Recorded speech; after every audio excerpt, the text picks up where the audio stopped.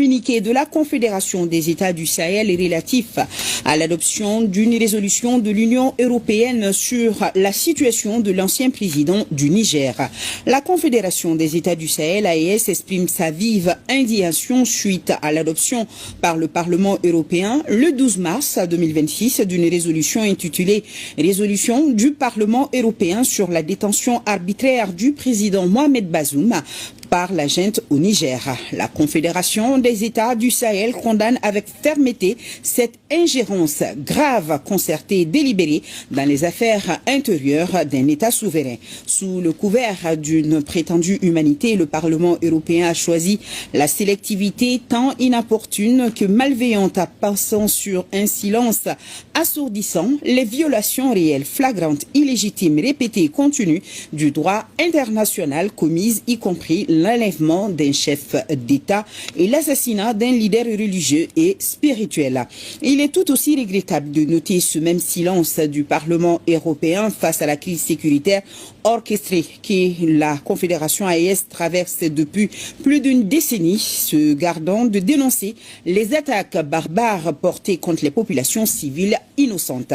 Il est pour le moins regrettable et surprenant qu'à un tel niveau institutionnel, un groupuscule d'acteurs connus animé d'un paternalisme rétrograde, nostalgique d'un passé colonial révolu et guidé par la préservation d'intérêts économiques et géostratégiques inavoués, ait réussi à fédérer à leur cause perdue une majorité de députés dont la plupart sont certainement de bonne foi, tout comme les populations européennes qu'ils sont supposés représenter.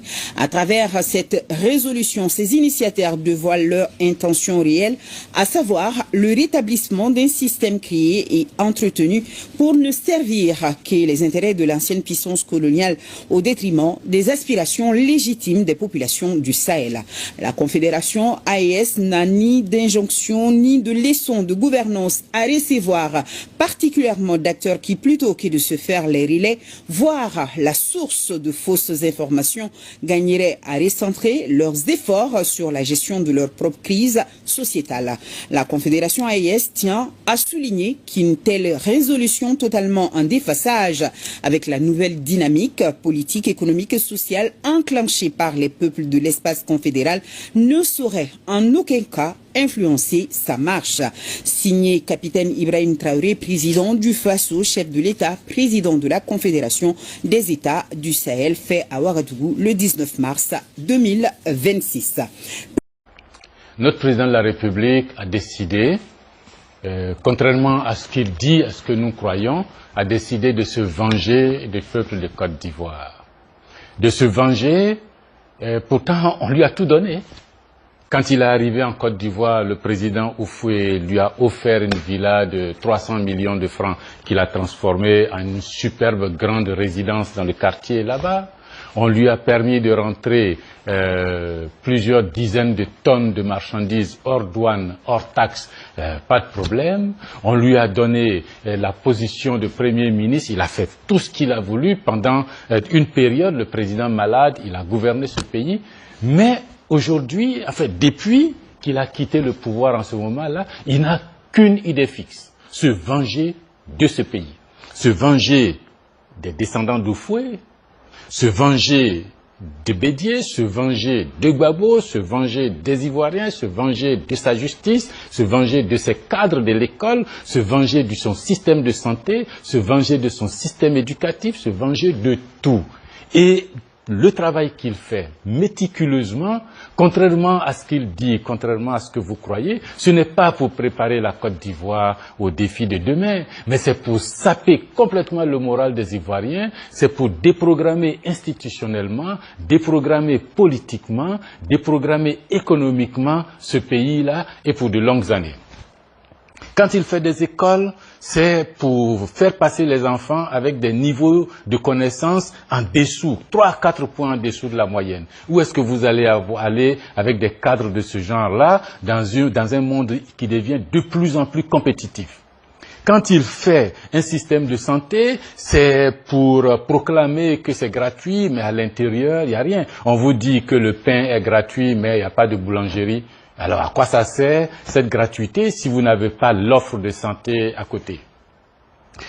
Quand il fait l'armée, c'est pour organiser les militaires en les opposant les uns aux autres, en considérant qu'il a ses hommes à lui, ceux qu'il a fait venir et dont il fait la promotion par vagues successives au sein de l'armée. Ce que nous savons de l'armée, c'est que on ne passe de grade à grade que par le mérite personnel, les compétences personnelles, les distinctions que l'on a soi-même, mais on ne prend pas toute une cohorte pour dire, comme si c'était à l'école primaire, bon, vous avez fait le CP1, maintenant vous passez au CP2, ainsi de suite, mais ils vont tous devenir colonels, généraux en même temps. Où est-ce que vous voulez aller avec ça? Vous regardez la police, elle est utilisée pour brimer, pour faire chanter les partis politiques, et avec une nouveauté, l'idée que tous les naturalisés en Côte d'Ivoire n'ont pas le droit de faire de politique ailleurs que dans le parti du président de la République. Vous prenez la justice, elle est encombrée, concentrée sur Abidjan, alors qu'il y a des zones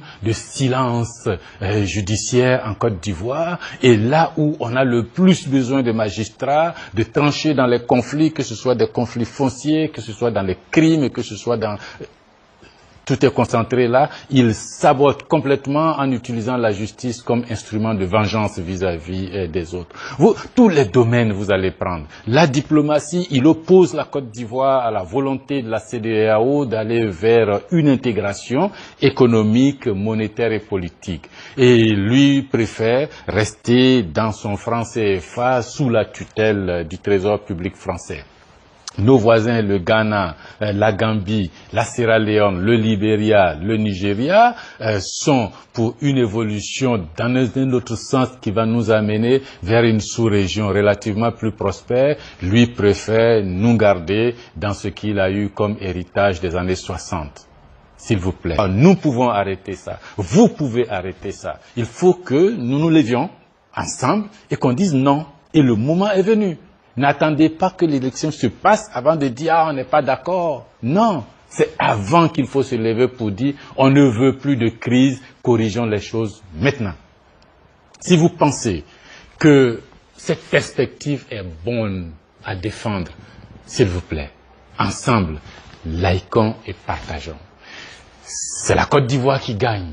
Peu importe qui sera président, mais mettons en place des institutions qu'il faut pour que le président nous respecte, pour que le président vous respecte, pour que le président soit un citoyen d'ici qui vous rende compte et auquel vous pouvez demander des comptes, le virer si vous n'en voulez plus, et puis le reconduire si vous pensez qu'il a bien travaillé. Je vous remercie.